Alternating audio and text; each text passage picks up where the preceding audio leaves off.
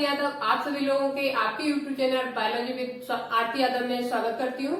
I hope आप सभी लोग अच्छे होंगे, साथ ही साथ आपकी पढ़ाई भी बहुत अच्छी चल रही होगी। जैसा कि आपको पता है कि मैंने पहले वीडियो डाली एक दो, और फिर मुझे फीवर और जुकाम था, इस वजह से मैं वीडियो नहीं डाल पाई क्योंकि गले में बहुत ज्यादा इन्फेक्शन थी, इसलिए। ठीक है, तो आज मैं केमिस्ट्री के इम्पोर्टेंट क्वेश्चन लेके आई हूँ जो लगभग 15-16 होंगे, और ये क्वेश्चन आप करके फिर आप मुझे जरूर बता देना कि आपके कितने क्वेश्चन राइट गए हैं। ठीक है, जिससे मुझे पता चल जाएगा कि आपकी तैयारी कहाँ तक है। ठीक है, तो आपको इसका कमेंट बॉक्स में जरूर लिख के ये बताना है कि आपके इन क्वेश्चनों में से कितने क्वेश्चन सही गए हैं। लगभग 15 क्वेश्चन हमारे पास है, तो आपको जरूर बताना है। ठीक है, और कैसे आपकी पढ़ाई कर रही है ये भी बताना है, कैसी चल रही है, कहाँ तक चल रही है, और कोई भी टॉपिक में दिक्कत है तो हम लोगों को आप बता सकते हैं, जिससे हम उस टॉपिक को पढ़ाएंगे और आपकी उस समस्या को सॉल्व भी करेंगे। ठीक है, तो आज हमारे केमिस्ट्री के इम्पोर्टेंट क्वेश्चन है और आप इन केमिस्ट्री के इम्पोर्टेंट क्वेश्चन देखिए। पहला क्वेश्चन हमारा क्या है वो देखते हैं। फर्स्ट हमारा क्वेश्चन है कि तावा किसके द्वारा शुद्ध किया जाता है, तावा को किस विधि द्वारा शुद्ध किया जाता है। तो नंबर 1 ऑप्शन है गर्म करने से, सेकंड है ऑक्सीकरण से, थर्ड है विद्युत अपघटन से, फोर्थ है इनमें से कोई नहीं। तो इसका जो राइट आंसर होगा वो होगा विद्युत अपघटन से। किससे? विद्युत अपघटन से तावा को शुद्ध किया जाता है। तावा एक धातु है जो मतलब बहुत सारे अशुद्धियों के साथ हमें मिलती है, जिसे यस्क कहते हैं, और तो उसे शुद्ध करने के लिए हमें विद्युत अपघटन विधि का यूज किया जाता है, जिसके द्वारा इसे शुद्ध किया जाता है। वेरी इंपॉर्टेंट क्वेश्चन है। ठीक है, आपको याद रखना है। सेकेंड हमारा क्वेश्चन है कि स्टील में कार्बन का प्रतिशत होता है, स्टील में कितना प्रतिशत कार्बन पाया जाता है। ठीक है, तो फर्स्ट हमारा इसका ऑप्शन है 0.1 से 1.5 तक, सेकेंड ऑप्शन है 1.5 से 3% तक, फोर्थ ऑप्शन है 3 से 4%, फोर्थ ऑप्शन है 4 से 6%। कार्बन है वो कितना परसेंट पाया जाता है स्टील में। तो इसका जो राइट आंसर होगा वो हमारा होगा 0.1 से 1.5 तक। अब आपको मुझे ये बताना है कमेंट करके कि स्टील किससे मिलकर बनी होती है। इसमें कार्बन पाया जाता है, और कार्बन क्यों मिलाया जाता है? क्योंकि उन धातुओं को कठोरता प्रदान करने के लिए कार्बन मिलाया जाता है। ठीक है, तो आपको कमेंट करके ये बताना है कि स्टील एक मिश्र धातु है, तो ये किन किन से मिलकर बनी हुई है। ठीक है, ये जरूर आपको मुझे कमेंट बॉक्स में बताना है। नेक्स्ट हमारा क्वेश्चन है कि क्विक सिल्वर किसे कहा जाता है। वेरी इंपॉर्टेंट क्वेश्चन है, ये क्वेश्चन पूछा भी गया था सीपी नेट में। ठीक है, बहुत सारे मेडिकल जो टेस्ट होते हैं उन सभी में पूछा जाता है। एक क्वेश्चन वेरी इंपॉर्टेंट आपको बताना है कि क्विक सिल्वर किसे कहा जाता है। तो इसका जो फर्स्ट ऑप्शन है प्लेटिनियम, सेकेंड ऑप्शन है पारा, थर्ड ऑप्शन है रेडियम, और फोर्थ ऑप्शन है टाइटेनियम। पारा जो क्विक सिल्वर है उसे किसे कहा जाता है? वो कहा जाता है पारा को। क्विक सिल्वर के नाम से किसे जाना जाता है? पारा को। ये वेरी इंपॉर्टेंट क्वेश्चन है, एग्जामिनर के मतलब बहुत मनपसंद ये क्वेश्चन है, बहुत ज्यादा पूछा जाता है। ठीक है, तो क्विक सिल्वर किसे कहा जाता है? पारा को। आपको ध्यान रखना है। नेक्स्ट हमारा क्वेश्चन है कि माचिस की तिल्लियों के नोक में क्या होता है। माचिस की तिल्लियां होती हैं, आप सभी लोगों ने देखी होंगी, उसकी जो नोक होती है तो जिसे जलाया जाता है उसमें क्या होता है? मैग्नीशियम होता है, पोटेशियम होता है, लाल फास्फोरस होता है, या सल्फर होता है। तो इसका जो राइट आंसर होगा वो लाल फास्फोरस होगा। माचिस की तिल्लियों के नोक में जो पाया जाता है वो क्या पाया जाता है? लाल फास्फोरस। ठीक है, आई होप आपको समझ में आ गए होंगे ये चार क्वेश्चन। ठीक है, अब नेक्स्ट स्लाइड में देखते हैं नेक्स्ट क्वेश्चन। अब हम देखते हैं कि नेक्स्ट हमारा क्वेश्चन क्या है। नेक्स्ट क्वेश्चन है कि रासायनों का राजा किसे कहा जाता है। रासायनों का राजा किसे कहा जाता है। तो फर्स्ट ऑप्शन है नाइट्रिकम HNO3, सेकंड ऑप्शन है HCl हाइड्रोक्लोरिकम, थर्ड ऑप्शन है H2SO4 सल्फ्यूरिकम, फोर्थ ऑप्शन है NaOH सोडियम हाइड्रोक्साइड। तो किसे रासायनों का राजा कहा जाता है? वो हमारा राइट आंसर इसमें है सल्फ्यूरिक अम्ल को। सल्फ्यूरिक अम्ल को रासायनों का राजा, उस दिन हमने केमिस्ट्री में आपको अम्ल पढ़ाए थे तो मैंने अम्ल राज बता दिया था, सॉरी वो है अम्ल। एक क्वेश्चन ये भी बनता है, वहां पे मैंने अम्ल का राजा बताया, अम्लों का राजा बता दिया था। वहां पे है राइट जो आंसर है उसका अम्ल का राजा। या पूछा जाए कि अम्ल का राजा किसे कहा जाता है, तो हमारा सल्फ्यूरिक अम्ल है। और अम्लों का राजा और अम्लराज तो वो नाइट्रिक अम्ल और HCl के मिलने से जो बनता है वो अम्लराज होता है। और अम्ल का राजा कहा जाए तो सल्फ्यूरिक अम्ल। अम्ल का राजा पूछा जाए तो सल्फ्यूरिक अम्ल, रसायनों का राजा पूछा जाए तो सल्फ्यूरिक अम्ल, और अम्लराज पूछा जाए तो हाइड्रोक्लोरिक अम्ल और नाइट्रिक अम्ल से मिलकर जो बनता है उसे अम्लराज कहते हैं। आई होप आपको समझ में आ गया होगा। ठीक है, तो वहां पे मिस्टेक है, आप सही कर लेना। नेक्स्ट हमारा क्वेश्चन है कि समुद्री खरपतवार से निम्न में से किसका मुख्य स्रोत है। समुद्री खरपतवार से हमें क्या मिलता है? अब आपको पता होगा समुद्र से हमें ज्यादातर जो मिलते हैं वो पहले हम इसके ऑप्शन है, उसके बाद आपको समझाने की कोशिश करें। समुद्री खरपतवार से निम्न में से किसका मुख्य स्रोत है? तो फर्स्ट ऑप्शन है आयोडीन, सेकेंड है क्लोरीन और फोर्थ है गंधक, फोर्थ है ब्रोमीन। तो इसका जो राइट आंसर होगा वो आयोडीन होगा। आयोडीन समुद्री खरपतवार से सबसे ज्यादा हमें क्या मिलता है? आयोडीन मिलता है। ठीक है, क्या मिलता है? आयोडीन। समुद्री खरपतवार से जो मुख्य स्रोत है वो आयोडीन है। ठीक है, नेक्स्ट हमारा क्वेश्चन है कि सीसा एक है, सीसा क्या है? फर्स्ट ऑप्शन है शुद्ध ठोस पदार्थ, सेकेंड है अर्धशीतित द्रव पदार्थ, थर्ड है जैव, फोर्थ है बहुलक। सीसा क्या है? तो इसका जो राइट आंसर होगा वो होगा अर्धशीतित द्रव पदार्थ। सीसा जो होता है वो अर्धशीतित द्रव पदार्थ होता है। वेरी इंपॉर्टेंट क्वेश्चन है, बहुत ज्यादा पूछा जाता है। कुछ जो एग्जामिनर के फेवरेट क्वेश्चन होते हैं वो बार बार रिपीट होते रहते हैं। ये क्वेश्चन बहुत ही इंपॉर्टेंट है। ठीक है, सीसा होता है वो अर्धशीतित द्रव पदार्थ होता है। आई होप आपको समझ में आ गया होगा। नेक्स्ट हमारा क्वेश्चन है कि जंग से बचाने के लिए लोहे से बने पानी के पाइपों पर जस्ते की परत पर चढ़ाने की क्रिया मतलब क्या कहते हैं? जस्ट लोहे पर जस्ते की जो चढ़ाने की जो क्रिया है उस क्रिया को क्या कहते हैं? जस्ते की परत को चढ़ाना, मिश्र धातु बनाना, बल्कनीकरण और फोर्थ हमारा ऑप्शन है गैल्वेनाइजेशन, जिसे एसिडीकरण भी कहा जाता है। तो इसका जो राइट आंसर होगा वो गैल्वेनाइजेशन होगा। गैल्वेनाइजेशन या एसिडीकरण के द्वारा लोहे की परत पर जस्ते को चढ़ाया जाता है। ठीक है, लोहे पर जस्ते की परत को चढ़ाया जाता है जिससे कि लोहे के पाटों पर जंग न लगे। ठीक है, और वल्कनीकरण क्या होता है? जब वो रबड़ पर सल्फर मिलाया जाता है, रबड़ को ठोस करने के लिए सल्फर मिलाया जाता है, उस क्रिया को वल्कनीकरण कहते हैं। मिश्र धातु आपको पता होगी कैसे बनती है, बहुत सारी मिश्र धातु है। और जस्ते की परत चढ़ाना, ये इसका राइट आंसर है, इसी को कहते हैं गैल्वेनाइजेशन। ठीक है, आई होप आपको समझ आ गया होगा। नेक्स्ट लाइन में देखते हैं इंपॉर्टेंट क्वेश्चन और भी हमारे पास वो।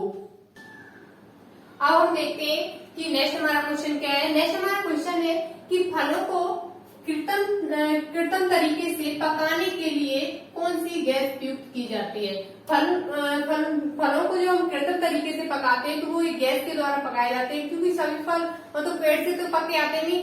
आजकल जो फल आ रहे हैं वो ज्यादातर गैसों के द्वारा पकाए जाते हैं, जैसे आम है, केला है, इन सभी को दवाइयों के द्वारा पकाया जाता है। वो एक गैस होती है। वो गैस कौन सी है वो आपको बताना है। नेक्स्ट इसका कौन है? नंबर एक ऑप्शन है मेथेन, एथेन, प्रोपेन, एसिटिलीन। ठीक है, तो इसका जो राइट आंसर होगा वो एसिटिलीन होगा। क्या होगा? एसिटिलीन। एसिटिलीन के द्वारा फलों को कृत्रिम तरीके से पकाया जाता है।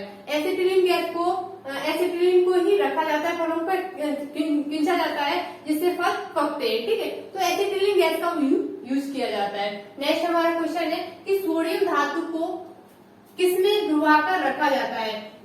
तो इसका फर्स्ट ऑप्शन है जल में, सेकेंड है अल्कोहल में, थर्ड है मिट्टी के तेल में, फोर्थ है HCl में। सोडियम धातु को किसमें डुबाकर रखा जाता है? सोडियम धातु एक ऐसी धातु है, ये हम इसे खुले में रख दें तो इस आग पकड़ लेगी, इसलिए इसे एक चीज में इनमें से जो ऑप्शन है उनमें डुबाया जाता है जिससे कि आग न लगे। तो सोडियम धातु को जो डुबाया जाता है वो मिट्टी के तेल में डुबा के रखा जाता है। किसमें? मिट्टी के तेल में। सोडियम धातु को किसमें डुबा के रखा जाता है? मिट्टी के तेल में। आई होप आपको समझ में आ गया होगा। और ये एक द्रव धातु भी है। सोडियम ये क्या है? सोडियम जो धातु होती है द्रव धातु है। ठीक है, नेक्स्ट हमारा क्वेश्चन है कि इनमें से कौन सी एक परमाणु वाली गैस है? इनमें से कौन सी एक परमाणु वाली गैस है? ऑप्शन इसके हैं ऑक्सीजन, नाइट्रोजन, नियोन, क्लोरीन। अब आपको इसमें राइट आंसर है वो हमारा नियोन है। अब आपको ये समझना है कि इसका नियोन देखना, क्लोरीन वो ऑक्सीजन कभी आपने ओ नहीं लिखा होगा। ऑक्सीजन गैस जब आप लिखते हो तो क्या लिखते हो? 2, तो ये एक परमाणु नहीं हुई, 2 परमाणु हो गई। ठीक है, अब आप कहते हैं नाइट्रोजन। नाइट्रोजन कभी भी एक परमाणु नहीं लिखते हैं। जब नाइट्रोजन गैस की बात आती है तो हम हमेशा लिखते हैं N2। क्या लिखते हैं? तो ये भी क्या हो गई? 2 परमाणु हो गई। नियोन की बात आती है तो हम लिखते हैं Ne। क्या लिखते हैं? Ne में कभी भी आपने 2 लगा हुआ नहीं देखा होगा, तो ये कैसी है? एक परमाणु। कैसी है? एक परमाणु। क्लोरीन की बात करते हैं तो क्लोरीन को कभी आपने Cl लिखा हुआ नहीं देखा होगा। जब भी गैस की बात होगी तो उसमें 2 लगा होगा।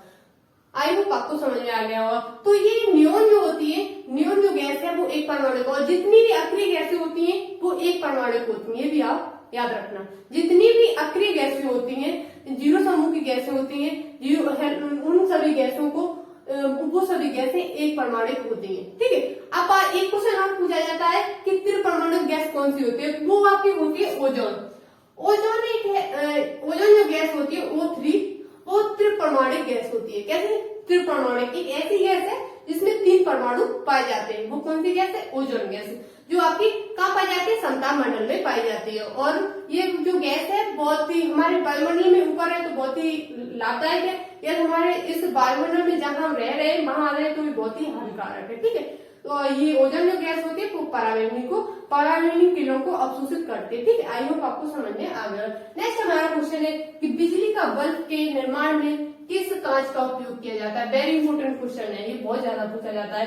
ठीक है, तो बिजली के बल्ब के निर्माण में किस कांच का प्रयोग किया जाता है? नेक्स्ट हमारा इसका जो ऑप्शन है पायरेक्स कांच, क्राउन कांच, फाइबर कांच, फ्लिंट कांच।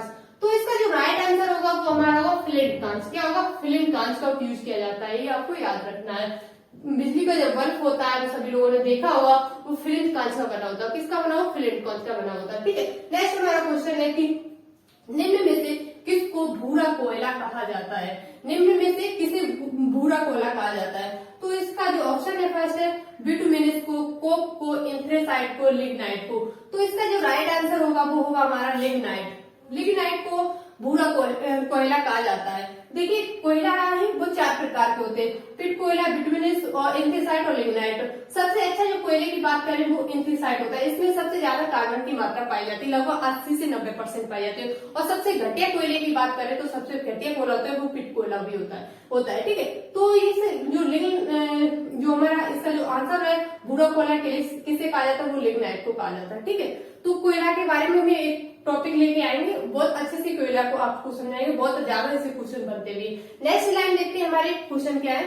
ठीक है, अब हम देखते हैं कि नेक्स्ट हमारे क्वेश्चन क्या है। वो हमारे क्वेश्चन है कि वह एकमात्र धातु कौन सी है जो कमरे के तापमान पर द्रव अवस्था में पाई जाती है? मतलब वह कौन सी अधातु है जो कमरे के तापमान में द्रव अवस्था में पाई जाती है? नेक्स्ट इसका ऑप्शन है पारा, सेकेंड ऑप्शन है ब्रोमीन, थर्ड ऑप्शन है गैलियम, फोर्थ है क्लोरीन। देखिए एक ऐसी धातु जो द्रव अवस्था में पाई जाती है वो हमारी है ब्रोमीन। कौन सी? ब्रोमीन एक ऐसी धातु है जो द्रव अवस्था में पाई जाती है। कैसे? द्रव अवस्था में पाई जाती है, एकमात्र अधातु है। अब ये भी क्वेश्चन पूछा जाता है कि वह कौन सी धातु है जो द्रव अवस्था में पाई जाती है? ये अधातु है, ब्रोमीन एक क्या है? अधातु है। और धातु की बात की जाए कि वह कौन सी धातु है जो द्रव अवस्था में पाई जाती है? वो पाई जाती है आपकी पारा। पारा एक धातु है जो द्रव अवस्था में पाई जाती है।